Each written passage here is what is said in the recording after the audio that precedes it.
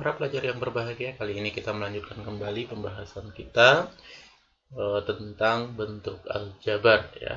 Nah, jadi ini merupakan materi baru bagi siswa kelas 7 SMP. Baik, apa saja yang kita akan pelajari dalam bentuk aljabar? Kita bisa lihat yang di kompetensi dasarnya 3.5 dan 4.5 ya. Untuk 3.5 itu adalah aspek kognitifnya, kemudian 4.5 adalah keterampilannya. Nah, nanti diharapkan dalam bentuk aljabar ini, yang pertama kalian bisa mengidentifikasi unsur-unsur bentuk aljabar, kemudian menyederhanakan operasi penjumlahan, pengurangan, perkalian, dan pembagian bentuk aljabar, menentukan hasil operasi bentuk aljabar, menerapkan operasi bentuk aljabar dalam penyelesaian masalah, kemudian mengelompokkan bentuk aljabar jenis, membentuk ya. Jadi inilah yang kita akan pelajari selama di bab bentuk aljabar ini ya. Oke. Nah, jadi ini untuk video kali ini kita batasi saja. Jadi tujuan dari pembuatan video ini nanti kalian adalah mampu menjelaskan pengertian bentuk aljabar dengan tepat. Yang kedua, menentukan unsur-unsur bentuk aljabar dengan tepat. Dan terakhir, membuat bentuk aljabar dari permasalahan sehari-hari dengan tepat. Nah, jadi di akhir tujuan itu kita mampu membuat permasalahan nanti yang melibatkan bentuk aljabar. Nah, itulah 3 tujuan yang kita akan capai dalam video kali ini. Baik, nah kenapa sih kita perlu belajar bentuk aljabar? Nah, kita lihat ada kasus percakapan antara Pak Edi dan Bu Ratna ya. Di sini Pak Edi mengatakan, "Bu Ratna, kelihatannya beli buku tulis banyak sekali ya." Gitu ya. Kemudian Bu Ratna menjawab, "Iya Pak, saya membeli 2 kardus dan 3 buku." Ya, Pak Edi membeli apa saja? Nah, ternyata Pak Edi juga membeli 5 buku.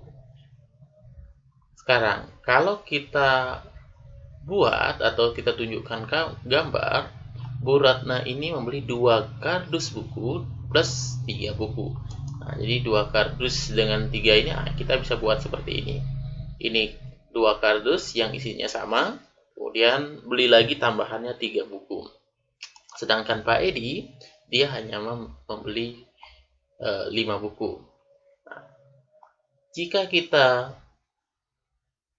buat bentuk aljabarnya, 2 kardus isi dalam kardus ini karena kita tidak tahu, maka kita bisa misalkan D itu adalah isi setiap kardusnya. Karena ada 2 kardus, tentu nanti bentuk aljabarnya adalah 2D tambah 3. Jadi begitu kita tulis 2D tambah 3, ini adalah bentuk aljabar. 5 juga bentuk aljabar ya. Nah, jadi ini 2 ilustrasi yang menyatakan tentang pengenalan bentuk aljabar. Berikutnya, ya, permasalahan kedua. Jika X menyatakan banyak bola dalam satu kotak, Y menyatakan banyak bola dalam satu tabung, tiap kotak berisi bola dengan jumlah yang sama, tiap tabung berisi bola dengan jumlah yang sama. Nah, nanti akan dimunculkan gambar seperti ini, kita disuruh nulis simbolnya. Kalau ada 2 bola, apa yang kita tulis? Kalau kotak begini, apa yang kita tulis? Nanti sampai 2 kotak, 1 tabung, kemudian 4 bola, apa yang kita tulis? Nah, kita bisa buat jawabannya. Tentu, kalau 2 saja yang kelihatan begini, nyata kita lihat nilainya atau jumlahnya nyata kita lihat, tentu kita langsung bisa tulis 2 saja. Ya. Nah, ini nanti disebut dengan konstanta. Kemudian, kalau dia cuma 1 kotak, ini X saja. Nah, X saja, ya ini nanti disebut dengan variabel. Ya. Nah, kemudian, kalau 2 kotak, 2X. Ya. 2-nya nanti koefisien, X-nya disebut variabel. Ya. Kalian bisa mulai pahami, dan ternyata 2X itu artinya 2 itu faktor pengali ya banyaknya kotak. Ya. Kotak yang isinya bola, kita tidak tahu isinya, makanya kita simbolkan dengan X ya. Boleh juga nanti variabel lain 2A, tergantung kita pemisalan di awal. Nah, ini 2 kotak tambahkan 4 atau 2X tambah 4. Sedangkan ini 2X tambah Y tambah 4. Nah, jadi di sini sudah ada dua variabelnya, X dengan Y. Ya, koefisien X itu 2, koefisien Y itu 1, dan konstantanya 4.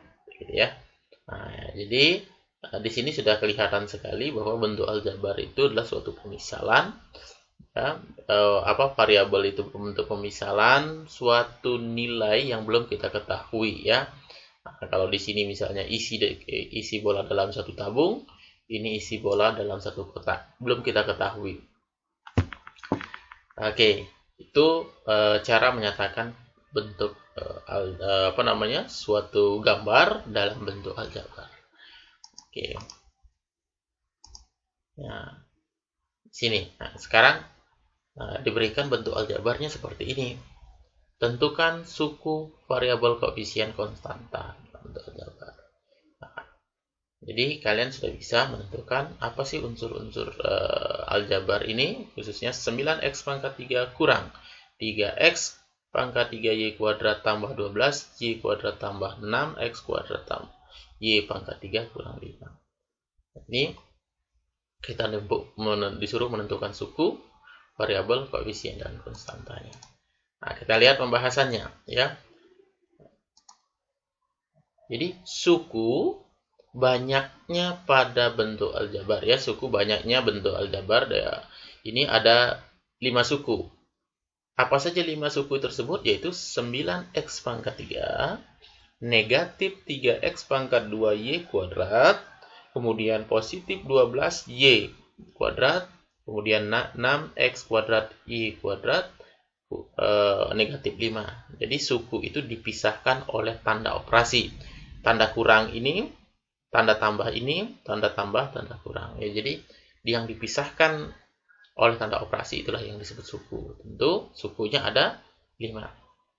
Koefisiennya, ya suatu nilai yang belum diketahui. X pangkat 3 belum diketahui. Nah, itu suatu nilai koefisien ini ya, pengali dari suatu nilai yang belum diketahui.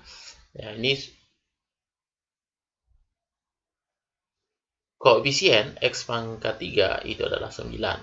Koefisien X pangkat 3 Y kuadrat itu adalah negatif 3. Nah, jadi di depan ini adalah negatif karena dalam matematika tanda kurang itu bisa diubah menjadi tambah negatif ya.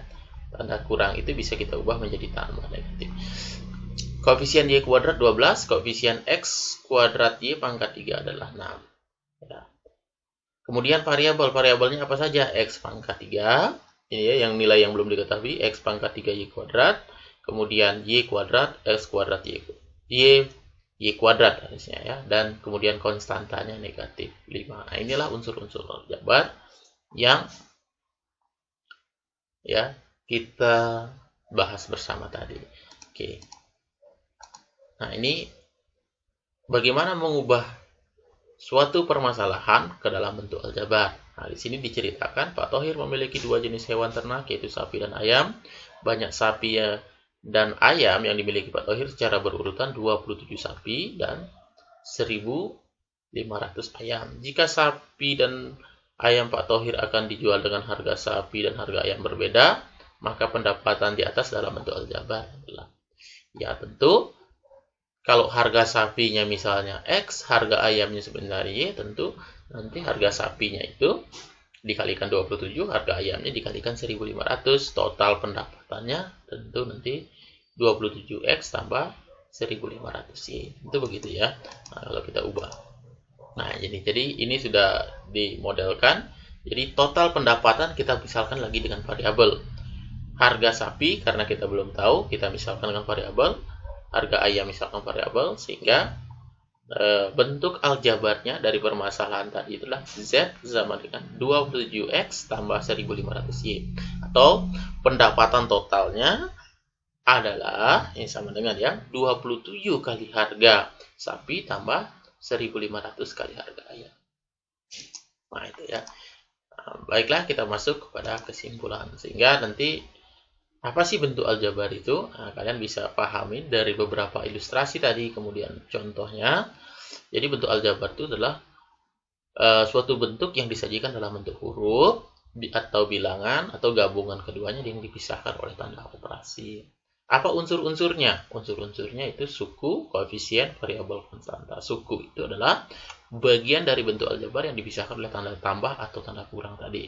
Koefisien, faktor pengali, ya, pada suatu suku. Kemudian variabel, ini yang kita misalkan dengan huruf tadi. Simbol yang mewakili suatu nilai tertentu, sedangkan konstanta adalah bentuk aljabar yang berupa bilangan atau nilai tertentu. Ya, itulah tiga ya pembahasan kita tentang bentuk aljabar ya. Terima kasih atas perhatiannya. Sampai ketemu pada video selanjutnya.